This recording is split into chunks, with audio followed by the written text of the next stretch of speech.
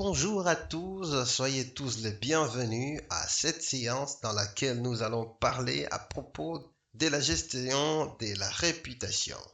La gestion de la réputation, c'est une thématique assez importante pour toi et pour moi. Nous sommes tous à la recherche d'avoir une bonne réputation. Mais saviez-vous qu'il y a des théories, il y a des éléments qui soutiennent cette thématique de la gestion de la réputation. Et saviez-vous qu'il y a plusieurs moyens pour pouvoir développer votre réputation ou améliorer ou bien même contrecarrer les faits qui sont nuisibles à votre réputation? Dans cette séance, nous allons voir quelques points concernant à ces questions. Donc, je me nomme Charles, ça c'est mon pseudonyme. Bien sûr, pour des personnes qui voudraient entrer en contact avec moi directement, ils vont pouvoir connaître mon vrai prénom. Alors, donc, passons ensemble à cette séance dans laquelle nous allons voir ensemble qu'est-ce que c'est donc la réputation. Et ensuite, nous allons voir pourquoi est-elle importante. Nous allons voir quels sont les modèles qui sont derrière, en fait, cette théorie de la réputation. Et nous allons faire des présuppositions. Ensuite, nous allons vous présenter quelques exemples. C'est parti! Alors, donc, dans notre présentation, comme je viens de vous dire, nous allons définir qu'est-ce que c'est la gestion de la réputation. Et puis par la suite, nous allons voir l'importance de la réputation, les modèles théoriques, les présuppositions, soit les hypothèses et des exemples pratiques. Donc, pour commencer, je tiens à vous dire que la gestion de la réputation est essentielle pour toute entreprise ou tout individu souhaitant maintenir une image positive auprès du public. Elle inclut les stratégies et les actions visant à influencer la perception que les parties prenantes ont d'une entité. Et quand je parle des parties prenantes ici, je suis bien en train de parler des clients, des partenaires, des employés, des médias, des concurrents, et ainsi que les propriétaires, et etc., etc. Donc, nous sommes en train de parler de la gestion de la réputation. Mais qu'est-ce que c'est cela? La gestion de la réputation consiste à influencer les perceptions des parties prenantes et les conversations publiques sur une organisation, sur une marque, sur un individu ou bien sur une activité donnée. La gestion de la réputation, elle consiste aussi à surveiller, à influencer et contrôler la perception du public et des parties prenantes à l'égard de cette entité ou bien de cet individu. Donc, elle vise à construire et à maintenir et parfois à restaurer une image positive dans les éléments ou les entités ici déjà cités. Bien sûr, lorsque nous parlons de la gestion de la réputation, il faut surligner qu'il y a 3 éléments qui ressortent, notamment la confiance des clients. Une bonne confiance des clients, elle favorise la bonne réputation. Elle encourage la fidélité des clients et non seulement elle attire des clients, des nouveaux clients, comme les clients qui avaient déjà auparavant été avec l'entreprise. En deuxième, nous allons voir que il y a les avantages concurrentiels que la gestion de la réputation octroie à la marque ou bien à l'entité qui gère correctement sa réputation. Les entreprises avec une bonne réputation sont souvent perçues comme les plus fiables et des meilleures qualités. D'où l'importance de bien gérer votre réputation. Aujourd'hui, nous parlons de la gestion de la réputation dans le réseau social qui est plus fréquent, mais il va de pair avec le bouche à oreille et aussi dans les différentes activités auxquelles vous pouvez participer. En tertio, nous allons voir qu'il y a l'attraction et la rétention de talent. C'est une œuvre pertinente qui permet et qui favorise à la réputation de l'entreprise de se présenter d'une meilleure façon. Les employés potentiels seront attirés par des entreprises, par des marques ayant une bonne réputation. C'est pourquoi les cadres les plus performants, ils sont à la recherche des entreprises qui ont déjà une certaine réputation pertinente.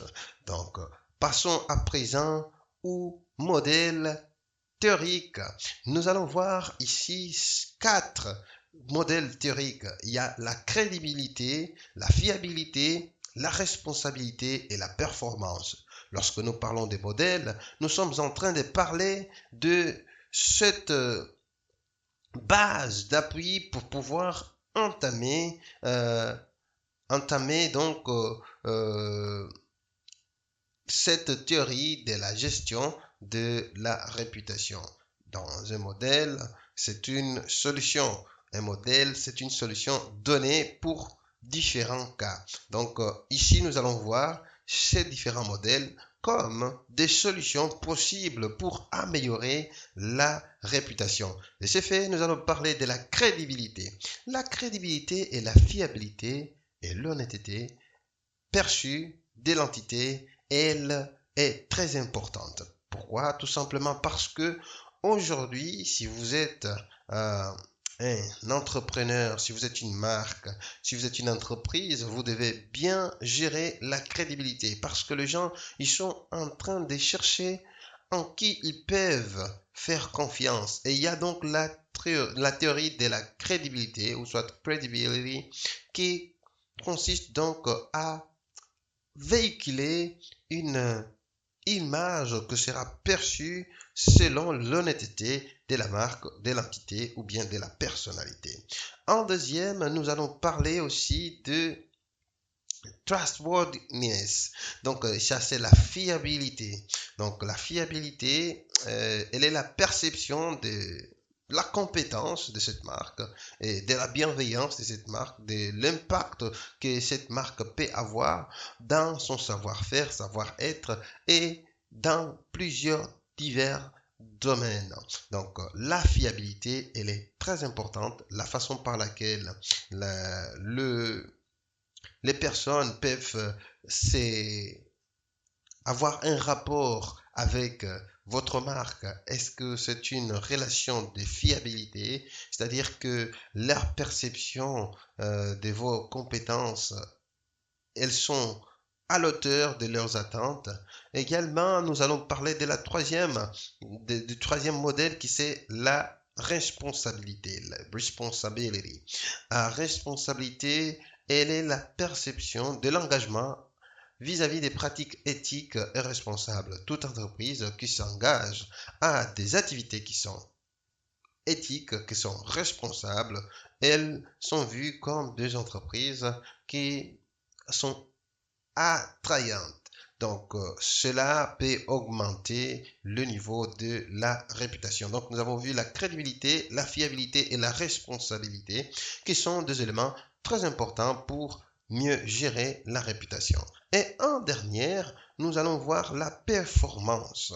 En économie, lorsqu'on parle de la performance, nous sommes en train de parler de l'effectivité, l'efficience et l'efficacité. Donc, cette marque, elle doit être effective, elle doit se présenter avec efficacité au niveau du marché. Donc, la perception de l'efficacité et du succès économique de cette entreprise, elle va causer un impact très pertinent sur la réputation de l'entreprise ou bien de l'entité, comme nous avons vu aussi, ou bien de la personne, l'individu. Donc, c'est pourquoi qu'aujourd'hui, lorsqu'on parle de certains joueurs, on peut voir clairement que la crédibilité, la fiabilité, la responsabilité et leur performance ont un impact incommensurable sur la croissance ou bien la dégradation de leur réputation.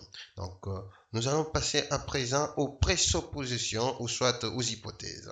La première présupposition que nous allons faire ici, c'est une communication cohérente renforce la réputation. Donc, lorsqu'il y a de la cohérence dans le message, que ces éléments que nous avons eu à citer, elle est véritablement concise, elle est cohérente, elle est impactante, elle est parlante. Donc, dans ce cas-là, nous sommes face à une communication qui renforcera, bien évidemment, la réputation. Et il y a l'auteur Léon Festinger, que c'est un auteur qui a eu à parler de cette hypothèse, l'hypothèse de la consistance, est souvent discutée dans les travaux de la communication organisationnelle. Mais l'auteur Léon Festinger, il, il est spécifique, mais il n'est pas souvent cité dans les travaux. Cependant, il est souvent attribué au principe de la théorie de la consistance cognitive développée par lui-même en tant que psychologue. Cet psychologue, il a mené des expérimentations en ce qui concerne la communication comme un élément crucial pour favoriser la réputation. Et lui, il fait en fait la liaison entre l'aspect cognitif et la réputation. Donc, les gens, ils sont prêts à écouter des personnes qui parlent de manière cohérente, de façon assez claire, sans être basculés par la droite ou la gauche au niveau de leurs idées. Donc, nous pouvons aussi parler de la deuxième présupposition que c'est les entreprises qui investissent dans les pratiques éthiques y reçoivent une reconnaissance positive. Et cette hypothèse est dérivée de principes tels que la psychologie sociale. Et elle est souvent associée aux travaux des chercheurs ou bien des chercheurs comme Robert Cialdini, notamment cet auteur, et dans son livre Influence the Psychology of Persuasion, il va exploiter la science de la persuasion. Et il a utilisé le principe tel que liking, reciprocity, social proof, consistency, authority and scarcity, que veut dire en français l'appréciation, la réciprocité, la preuve sociale, la consistance, l'autorité et la rareté. Nous pouvons voir ici que ces éléments sont souvent véhiculés dans les réseaux sociaux dans lesquels nous pouvons voir les gens en train de dire abonnez-vous, appréciez, aimez, commentez. Donc, ils créent une ambiance d'appréciation et de réciprocité dans lesquels il y a deux rapports. Donc, ils font preuve des touches spéciales en ce qui concerne les aspects de la communication et l'interaction. Également, nous pouvons parler de la consistance. Il faut qu'il ait la consistance, l'endurance, parce que pour gagner de la réputation, il faut bien persévérer et persister à véhiculer certaines valeurs. Mais il faut aussi, par exemple, se distinguer comme une autorité. Et bien sûr, la rareté, elle fait le prix. Donc, lorsque le produit que vous véhiculez, il est rare, plus vous allez aussi attirer des gens qui viendront vers votre produit ou soit qui chercheront votre marque ou qui chercheront les principes et les performances que vous véhiculez en tant que marque ou bien en tant qu'entité. Donc la troisième présupposition, c'est que les informations positives ou négatives se propagent rapidement et influencent la perception du public. Cette hypothèse est basée sur la théorie de la diffusion, de l'innovation et de la communication de masse. Elle a été véhiculée par Everett Rogers. En 2002, ce dernier, il a écrit un article. Roger est l'auteur clé avec le livre Diffusions of Innovations. Et il parle des stratégies de diffusion préventive telles que le changement de la perception de l'innovation. Vous savez que à chaque fois qu'il y a une innovation, il y aura souvent la résistance qui pourrait éventuellement se présenter. Cependant, lorsque la diffusion elle est faite de manière préventive, elle va être perçue d'une autre manière. Donc, c'est ça donc qu'il essaye de véhiculer dans sa première, euh, dans son premier modèle théorique dans l'application de ce qui concerne la diffusion. Diffusion, donc il parle du changement de la perception, un changement des paradigmes au niveau de la perception des personnes qui vont entendre parler de cette nouvelle innovation. Également, il va parler de changement des normes, des lois, des principes, des règles qui vont régir cette nouvelle invention. Si nous sommes, c'est clair que nous sommes en train de parler ici de la technologie, nous sommes en train de parler de l'innovation, des recherches et développement, des éléments qui peuvent causer une révolution au niveau industriel. Également, il y a l'utilisation de la diversion pour promouvoir. Et aujourd'hui, vous avez pu voir que TikTok, Instagram, Facebook, ils ont eu des leviers dans ce domaine. C'est tout simplement à cause du fait que aujourd'hui, les gens peuvent vendre au travers de la diversion. Ils peuvent promouvoir une marque en faisant tout simplement des activités qui sont à la fois utiles et agréables, mais aussi qui sont nécessaires pour la personne qui le regarde. Donc du coup, ils peuvent par là véhiculer la vente d'un produit, de l'image d'une certaine entité ou d'une marque, ou encore pour les personnes qui sont populaires.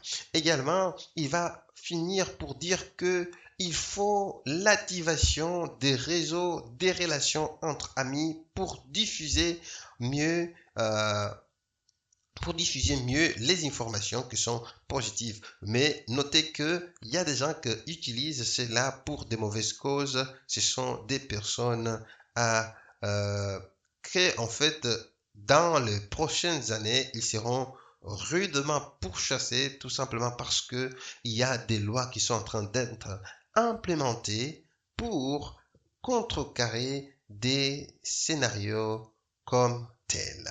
Alors nous allons passer aux exemples pratiques pour passer donc à la finition de ce que nous sommes en train d'aborder.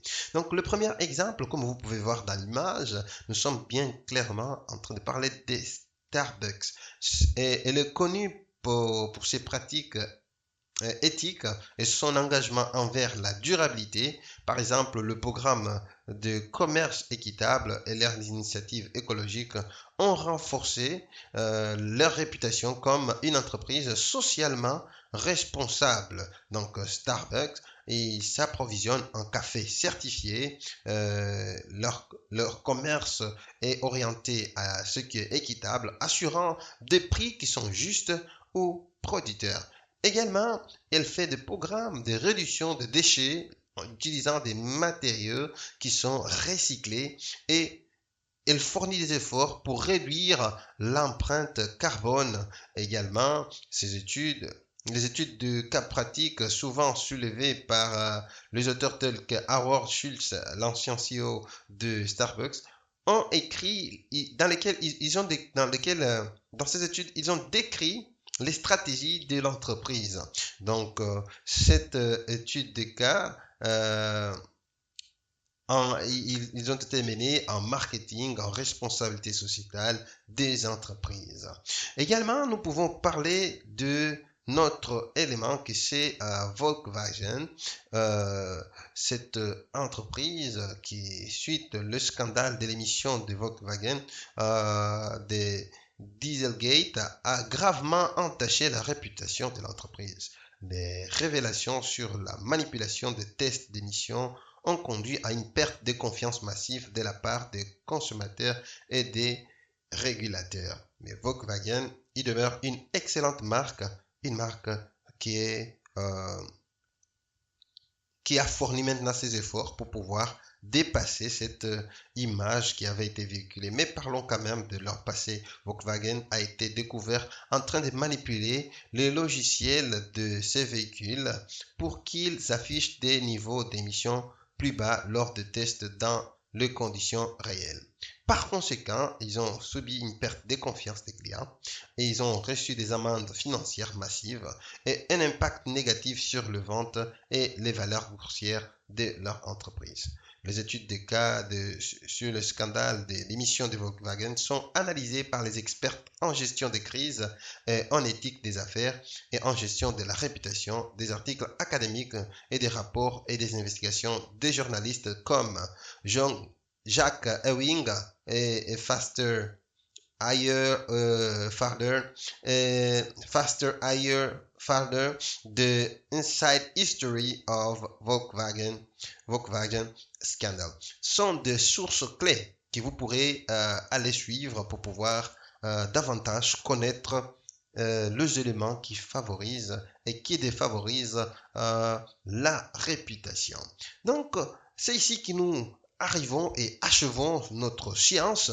Je vous remercie de nous avoir suivis et je suis persuadé que vous allez partager ça avec vos amis, avec les personnes qui aimeraient bien apprendre comment gérer leur réputation. Donc, faites un bon profit de cette séance et n'hésitez pas à faire des commentaires et aussi à nous apporter d'autres éclaircissements pour des éléments que nous n'avons pas cités dans cette séance.